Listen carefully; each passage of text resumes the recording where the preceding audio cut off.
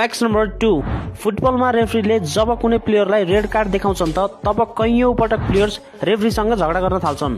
तर अमेरिकी राज्य ओक्लाहोमामा एउटा प्लेयरलाई यस्तो गर्नु महँगो साबित भयो। त्यहाँ क्लब म्याचको समयमा जब यस प्लेयरलाई रेफ्री डेबी ब्याथेजले रेड कार्ड देखाए तब ती प्लेयर रेफ्रीसँग न्यू खोज्न लागे। यस कुराबाट रेफ्री डेबी ब्याथेज यति धेरै रिसाए कि उनले दौडेर आफ्नो कारबाट बन्दुक निकाले र त्यस प्लेयरमाथि फायरिङ गरिदिए। तर थ्याङ्कफुली यस घटनामा त्यस प्लेयरको ज्यान बच्यो र रेफ्रीलाई गिरफ्तार गरिएको थियो। फ्याक्ट नम्बर 1, सन् 2016 मा रसियामा एउटा यस्तो घटना घटेको थियो जसलाई थाहा पाएर तपाईको होस उड्नेछ।